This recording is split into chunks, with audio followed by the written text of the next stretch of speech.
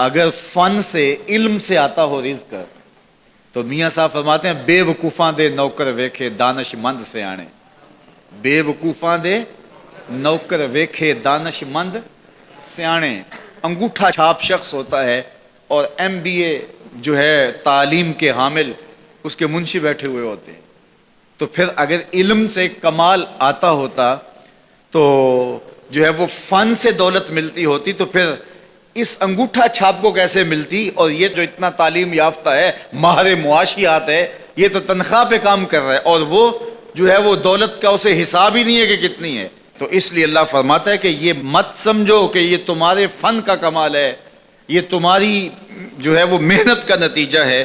اللہ فرماتا ہے اولم یعلموا, کیا انہیں نہیں پتا, ان اللہ یبسط الرزق لمن یشاء, جس کو چاہتا ہے اس کے لیے رزق کے دروازے کھول دیتا ہے, وَيَقْدِرْ, اور جس کے لیے چاہتا ہے اس کے لیے رزق کو تنگ کر دیتا ہے.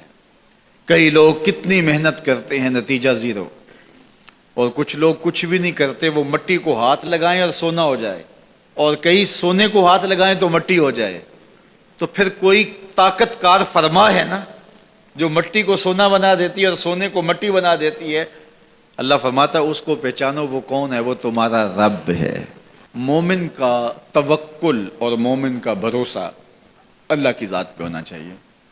جب ہم اللہ کی ذات پہ اپنا مکمل بھروسہ جسے توکل کہتے ہیں قائم کر لیں گے تو میرے اور آپ کے آقا و مولا نے ارشاد فرمایا کہ اگر تم اللہ پر توکل کا جو حق ہے وہ ادا کر دو تو وہ تمہیں ایسے رزق عطا کرے جیسے پرندوں کو عطا کرتا ہے.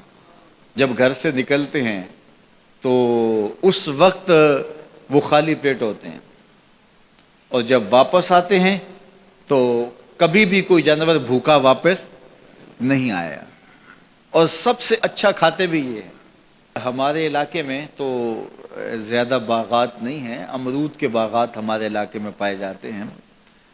تو امرود کے باغ میں جو اگر کوئی دیہات کا شخص ہو یا جس کا امرودوں کا باغ ہو یا امرودوں کے باغ میں اس کا آنا جانا رہا ہو, اس سے پوچھئے کہ سب سے اچھا پھل امرود کے پیڑ پہ اچھا دانہ کون سا ہوتا ہے. کوئی آپ کو کہے کہ یار امرود توڑ کے لاؤ, میٹھا ہو اور جو ہے وہ پکا ہوا ہو اور ذائقے دار ہو تو وہ جاؤ توڑ کے لاؤ. تو کوئی مجھے اگر کہے تو میں جب امرود توڑ کے لاؤں گا تو کبھی پھیکا نہیں ہوگا, میں امرود توڑ کے لاؤں گا تو کبھی بد ذائقہ نہیں ہوگا.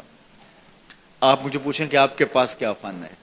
میرے پاس فن یہ ہے کہ میں نے امرودوں کے باغوں میں جو ہے وہ بچپن گزارا ہے اور مجھے پتہ ہے کہ اچھا اور پکا پھل کون سا ہوتا ہے.